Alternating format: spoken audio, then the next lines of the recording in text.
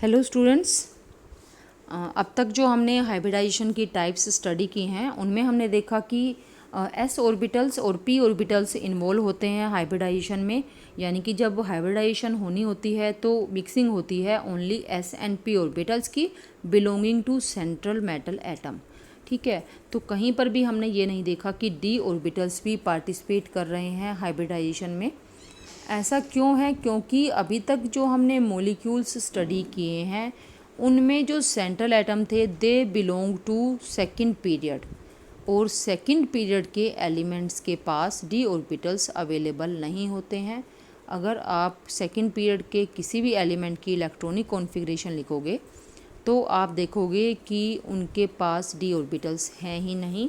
For example, अगर मैं बात करूं नाइट्रोजन की या मैं बात करूं ऑक्सीजन की, तो oxygen is having 8 electrons, it is atomic number, and it's configuration is 1s2, 2s2 and 2p4।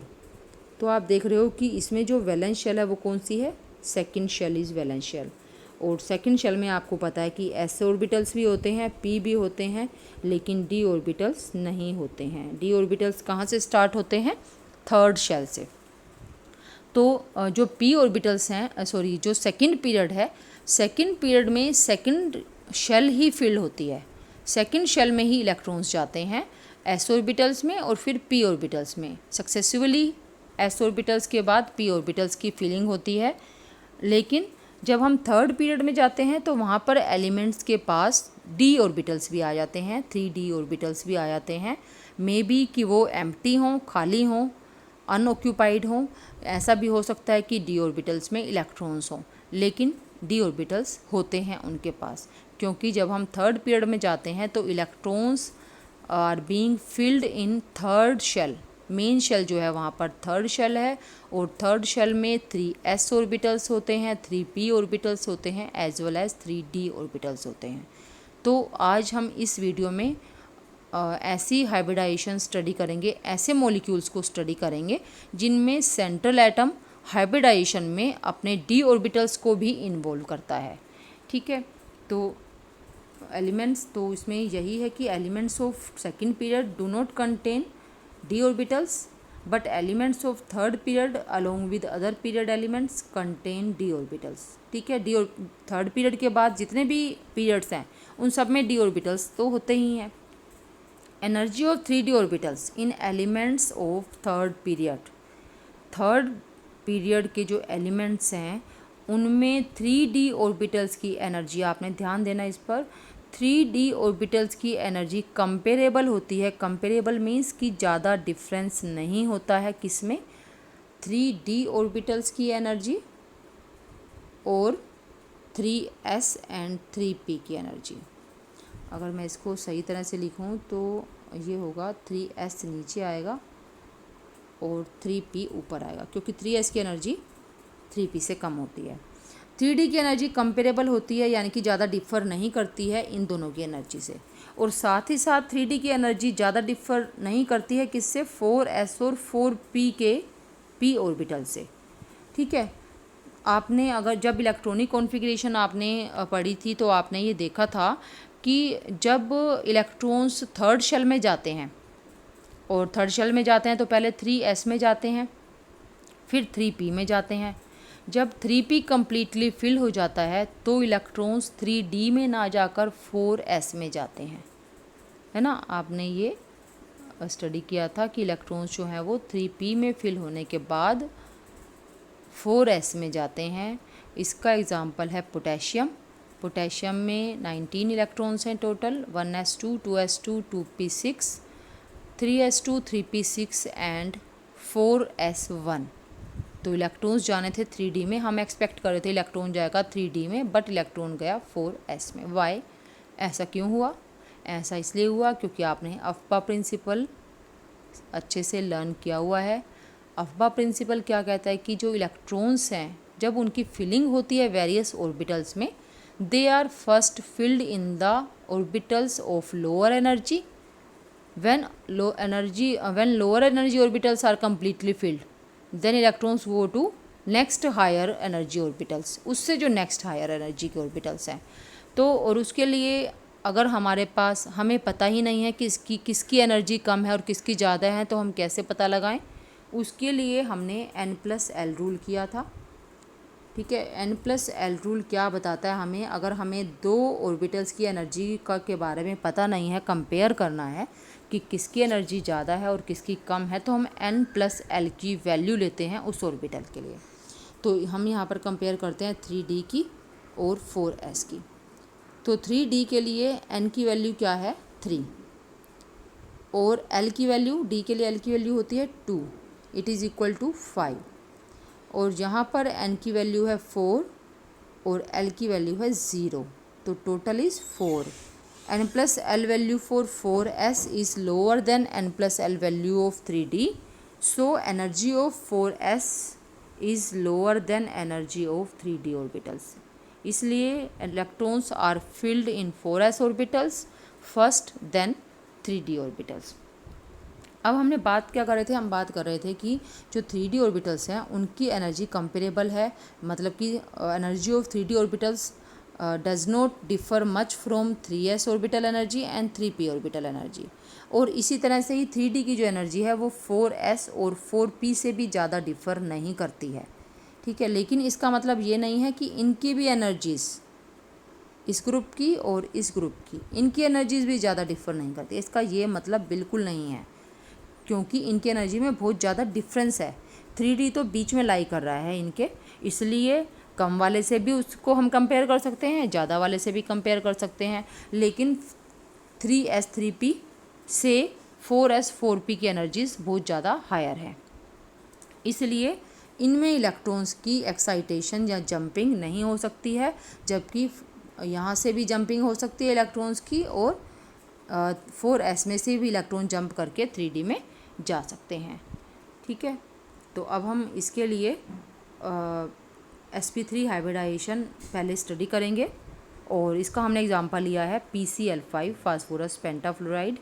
हमने VSEPR थ्योरी में भी किया था ये, वैलेंशियल इलेक्ट्रॉन पेयर रिपल्जन थ्योरी। तो इसमें हम देखेंगे कि इसका मोलिकुलर स्ट्रक्चर क्या है।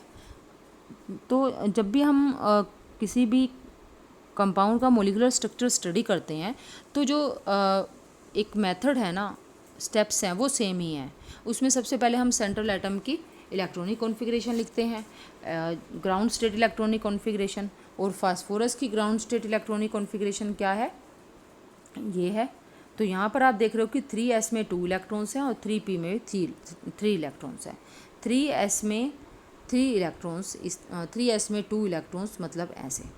ठीक है, अब फास्फोरस को तो 5 कोवलेंट बॉन्ड्स बनाने हैं 5 क्लोरीन एटम्स के साथ, तो 5 हमारे पास अनपेयर्ड इलेक्ट्रॉन्स होने चाहिए, लेकिन नहीं है, ये तो पेयर्ड है। तो इसलिए जो 3s इलेक्ट्रॉन है, 1 3s electron jump to 3d orbital.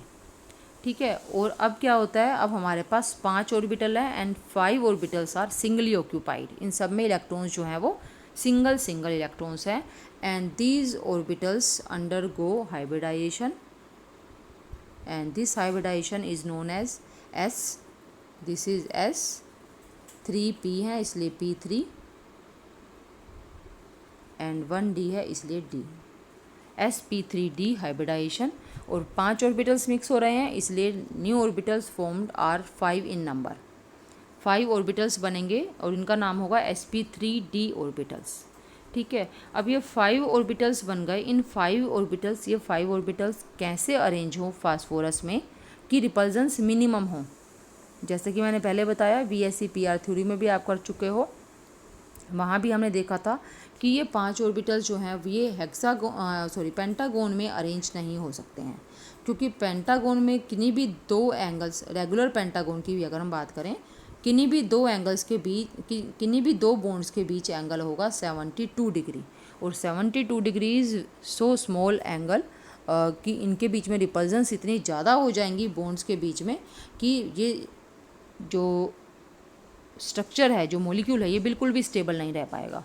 But phosphorus pentachloride is quite stable, काफ़ी स्टेबल मॉलिक्यूल है ये, इसलिए ये स्ट्रक्चर इसमें नहीं हो सकता है। तो क्या स्ट्रक्चर पॉसिबल है? स्ट्रक्चर पॉसिबल है ट्राइगोनल बाईपिरामिडल। ट्राइगोनल बाईपिरामिडल में आपको मैंने पहले भी इसका 3D स्ट्रक्चर दिखाया था, बताया था कैसा होता है। तो आप इसको इमेजिन भी कर सकते हो। इमेजिन करोगे आप तो आपने क्या करना है कि एक पेपर पर एक ट्रायंगल बनाना है, इक्विलेटरल ट्रायंगल। उसके सेंटर में हमने बनाना है फास्फोरस। ठीक है, तो इस तरह से हमने एक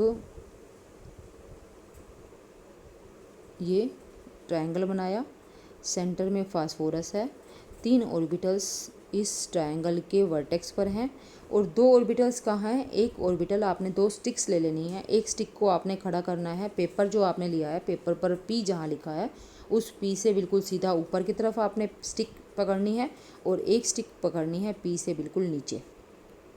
अब यहाँ पर 2 पिरामिड बन गए हैं। पहले मैं आपको एक पिरामिड का बताती हूँ। ये और ये पिरामिड बन गया ऊपर की तरफ। ठीक है, अब एक नीचे भी है क्लोरीन, एक पिरामिड यहाँ से बनेगा।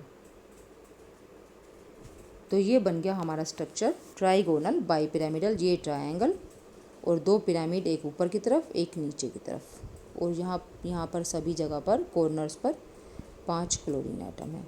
तो आप यहाँ देख रहे हो कि जो क्लोरीन एटम्स हैं, आप अगर इसमें देखोगे कि जो यहाँ बॉन्ड्स बन रहे हैं, डिफरेंट बॉन्ड्स बन रहे हैं। डिफरेंट बॉन्ड्स कैसे बन रहे हैं? ये जो बॉन्ड्स हैं, इस बॉन्ड को अगर हम ऐसे लिखें, क्लोरीन फास्फोरस क्लोरीन बॉन्ड लिख सकते हैं मैथ में जैसे लिखते हैं। ये एंगल कितना होगा इक्विलेटरल ट्रायंगल में? 120 डिग्री का। ठीक है, लेकिन ये बॉन्ड कितना है, ये एंगल कितना है? क्योंकि ये जो तीनों क्लोरीन है ना इस ट्रायंगल में, इन तीनों क्लोरीन, ये तीनों क्लोरीन इस आपकी स्क्रीन पर हैं, लेकिन ये जो क्लोरीन है ये आपकी स्क्रीन के ऊपर परपेंडिकुलर है। तो ये इसके साथ भी 90 डिग्री का एंगल बना रहा है, इसके साथ भी 90 डिग्री का एंगल बना रहा है और इसके साथ भी 90 डिग्री का एंगल बना रहा है।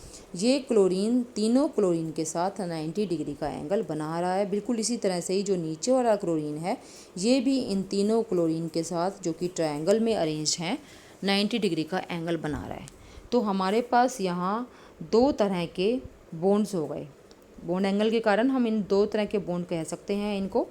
ये जो बॉन्ड्स ट्रायंगल में हैं, फास्फोरस क्लोरीन बॉन्ड्स जो ट्रायंगल में हैं, 3 फास्फोरस क्लोरीन बॉन्ड्स, इनको हम बोलते हैं equatorial bonds. These are equatorial bonds. और जबकि जो ये इन पोजीशन पर हैं ऊपर और नीचे, 2 phosphorus chlorine bonds are called axial. Axis होता है ना, तो ये एक्सियल बॉन्ड्स हैं। ठीक है, और बॉन्ड एंगल्स भी अलग अलग हैं।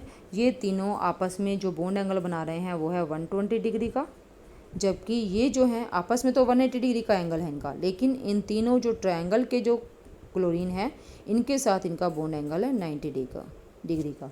तो आप समझ सकते हो कि इनके बीच में जो रिपल्जेंस है वो उतनी ज़्यादा नहीं होंगी, जबकि ये जो axial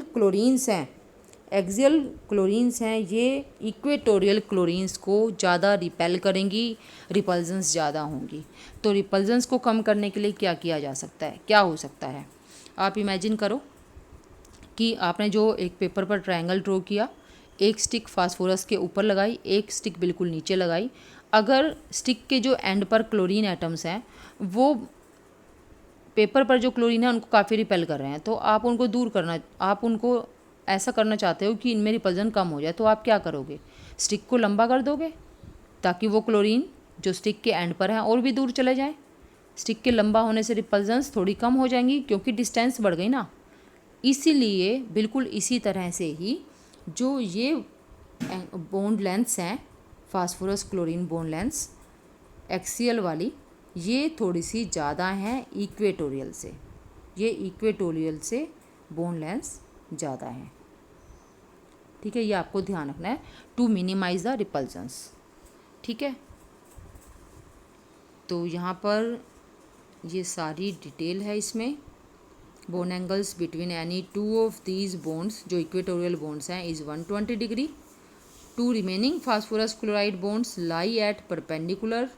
lie perpendicular to the plane of triangle, one above the plane, another below the plane. These bonds are called axial bonds and make the angle of 90 degree with the plane.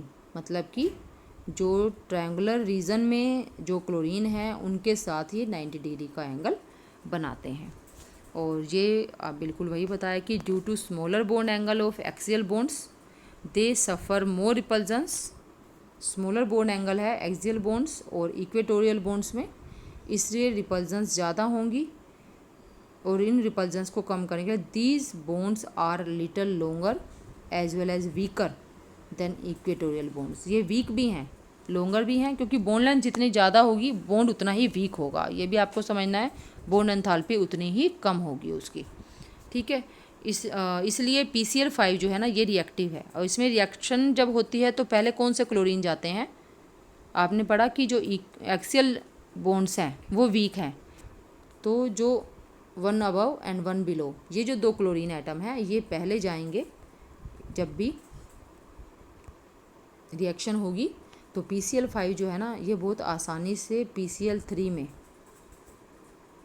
Convert हो सकता है 2 chlorine देकर। ये दोनों chlorine जो है ये जल्दी से लूज़ कर देता है ड्यू टू वीक बॉन्ड्स। ठीक है, अब मैं यहाँ पर आपको स्टीरिक नंबर बताती हूँ इसका SN। तो अब इसमें हम हाइब्रिडाइजेशन देखेंगे। स्टीरिक नंबर, फास्फोरस जो है कितने सिंगल बॉन्ड बना रहा है? फास्फोरस बना रहा है 5 सिंगल बॉन्ड्स, और इसके पास लोन पेयर तो एक भी नहीं है। आप इसकी हाइब्रिडाइजेशन में देखो, लोन पेयर है इसके पास, इसमें देखना है हाइब्रिडाइजेशन में, सॉरी इलेक्ट्रॉनिक कॉन्फ़िगरेशन में। यहाँ तो है लेकिन हाइब्रिडाइजेशन तो नहीं हुई ना यहाँ पर हाइब्रिडाइजेशन हुई है, इसलिए there is no lone pair. तो SN is equal to 5 + 0 is equal to 5।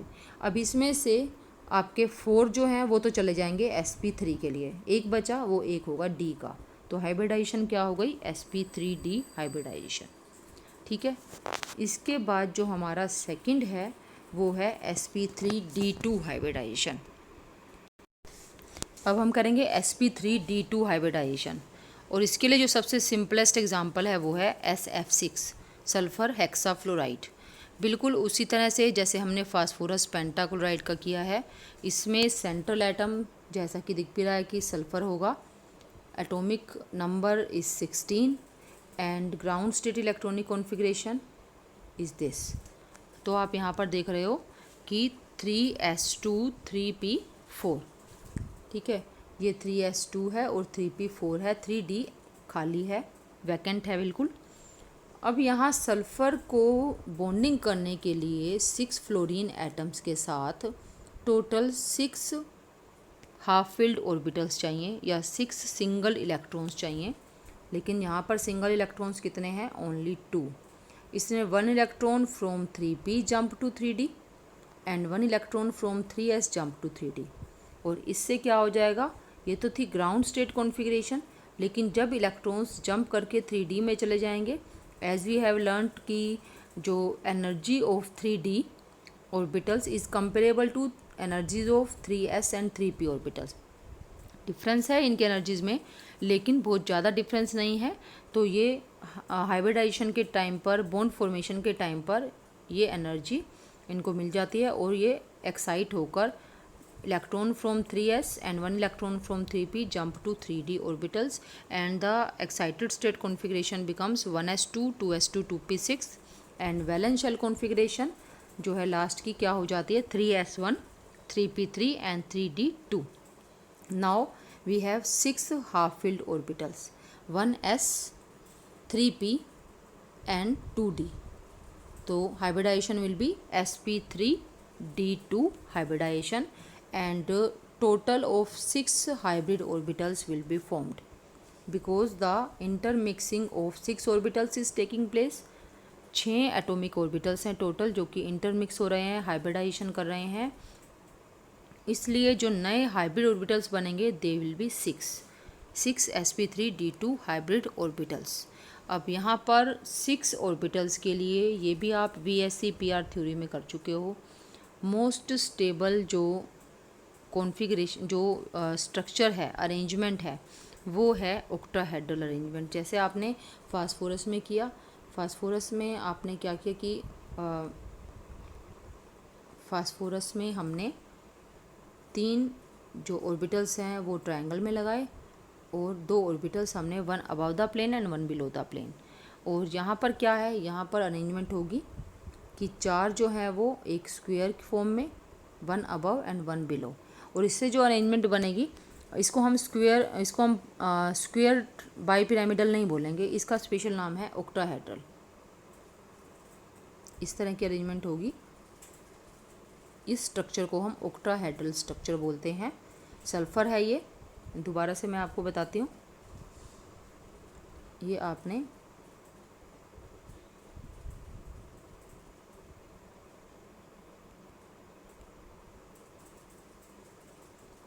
इस तरह से स्क्वायर बिल्कुल नहीं बनाना है, क्योंकि क्लैरिटी नहीं आएगी जब भी आपको जो दो पिरामिड बनेंगे ऊपर और नीचे वो क्लियर नहीं होंगे। तो यहाँ सल्फ़र है, स्क्वायर के जो 4 कॉर्नर्स हैं उन पर 4 फ्लोरीन एटम्स हैं, क्योंकि 6 ऑर्बिटल्स बने हाइब्रिड ऑर्बिटल्स, और इन सभी हाइब्रिड ऑर्बिटल्स के पास एक एक इलेक्ट्रॉन है। वो ऑर्बिटल्स फ्लोरीन के p ऑर्बिटल्स के साथ ओवरलैप करेंगे। जो sp3d2 ऑर्बिटल बनेगा, हर ऑर्बिटल फ्लोरीन का जो p ऑर्बिटल है जो कि हाफ फील्ड है उसके साथ ओवरलैप करके 4 कोवलेंट बॉन्ड बनाएंगे, और एक कोवलेंट बॉन्ड जो है वो फ्लोरीन बनाएगा अबव द प्लेन जो हाइब्रिड ऑर्बिटल है, और एक फ्लोरीन बनाएगा बिलो द प्लेन।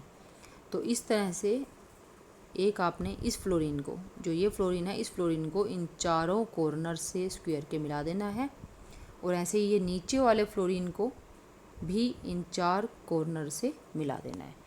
ये हमारा हो जाएगा स्क्वायर ऑक्टाहेड्रल स्ट्रक्चर। ठीक है, ये ऑक्टाहेड्रल अरेंजमेंट है। अब जैसे आपने फास्फोरस पेंटाक्लोराइड में किया था, आपने देखा था कि क्या सभी बॉन्ड एंगल्स और बॉन्ड लेंथ्स सेम है, क्या सभी बॉन्ड्स सेम टाइप के हैं। तो वैसा ही हम यहाँ पर देखते हैं कि क्या यहाँ पर सभी बॉन्ड्स सेम टाइप के हैं या डिफरेंट टाइप के हैं। तो आप देखो इसमें कि जो ये 4 बॉन्ड हैं ये स्क्वायर में है, एक ये स्क्वायर है। अगर मैं इसको सिंपल स्क्वायर बनाऊं तो इस स्क्वायर में इन दोनों के बीच में यहाँ पर S है, यहाँ फ्लोरीन और यहाँ भी फ्लोरीन। तो F बॉन्ड एंगल कितना होगा, 90 डिग्री का होता है। ये आप स्क्वायर बनाकर देख सकते हो, ये 90 डिग्री का एंगल होता है। और ये जो फ्लोरीन है जो कि 1 above the plane and 1 below the plane, ये इन चारों फ्लोरीन के साथ, जो ये 4 फ्लोरीन कॉर्नर्स पर आएंगे स्क्वायर के, इन सबके साथ 90 डिग्री का एंगल बनाएंगे, क्योंकि ये परपेंडिकुलर है इनको। जैसे ट्रायंगल हमने बनाया पेपर पे, और स्टिक जो हमने उसके ऊपर खड़ी की वो पेपर के तीनों क्लोरीन के साथ 90 डिग्री का एंगल बना रही है। बिल्कुल ऐसे ही अब हमें पेपर पर एक स्क्वायर बनाना है, और हमें सेंटर में एक स्टिक उसके परपेंडिकुलरली उसको स्टिक जो है वो लगानी है हमें। तो वो स्टिक अब उन चारों फ्लोरीन जो 4 बॉन्ड हैं सल्फ़र फ्लोरीन बॉन्ड्स, उनके साथ 90 डिग्री का एंगल बनाएगी। तो यहाँ से ये क्लियर हो जाता है कि जितने भी बॉन्ड्स हैं वो सभी सेम टाइप के हैं। इनको भी हम कह सकते हैं इक्वेटोरियल और एक्सियल बॉन्ड्स, कि जो ये बॉन्ड्स हैं above the plane and below the plane ये एक्सियल बॉन्ड्स हैं, और जो प्लेन ऑफ पेपर पे हैं वो इक्वेटोरियल बॉन्ड्स हैं। लेकिन ये सभी सेम टाइप के हैं because bond angles are same, इसलिए बॉन्ड लेंथ्स भी सेम होंगी। अब इसमें हम देखते हैं स्टीरिक नंबर। स्टीरिक नंबर बिल्कुल वैसे ही, आप पहले इलेक्ट्रॉनिक कॉन्फ़िगरेशन देखो जहाँ पर कि हाइब्रिडाइजेशन हुई है। ये कोई भी पेयर नहीं है, इलेक्ट्रॉन पेयर मतलब कि लोन पेयर नहीं है। वैलेंस शेल में कोई भी लोन पेयर नहीं है। वैलेंस शेल ये है ना, ये तो अंदर के इलेक्ट्रॉन्स हैं, इनर इलेक्ट्रॉन्स हैं, इनको हम नहीं देखेंगे। इसमें कोई भी लोन पेयर नहीं है, इसलिए हम देखते हैं कि सल्फ़र ने टोटल कितने बॉन्ड्स बनाए हैं, 1 2 3 4 5 एंड 6। तो steric number is 6 single bonds plus 0 lone pair of electron, तो इट इज़ इक्वल टू 6। अब बिल्कुल वैसे ही 4 इसमें से जाएगा sp3 के लिए, और जो 2 बचा वो किसके लिए जाएगा, D के लिए। 2 है इसलिए D2, sp3d2 हाइब्रिडाइजेशन। ठीक है, तो अगर आपको स्ट्रक्चर पता है मॉलिक्यूल का तो आप बता सकते हो कि उसकी हाइब्रिडाइजेशन क्या होगी by looking at its steric number. ठीक है, all the bond angles and bond lengths are same, all the bond angles are of 90 degree, and so all the bond lengths are same, and all the bonds suffer equal repulsions. ठीक है, तो ये दो type की हमने hybridisation की जिसमें कि डी ऑर्बिटल्स इन्वॉल्व हैं, सेंट्रल एटम के डी ऑर्बिटल्स इन्वॉल्व होते हैं हाइब्रिडाइजेशन में, और बहुत ही सिंपल है। अगर आपने sp3 sp2 sp3 को आप स्टार्टिंग से कर रहे हो तो आपको ये भी समझने में बिल्कुल मुश्किल नहीं होगी, ये आपके लिए काफ़ी इजी हो जाएगा समझना। ओके।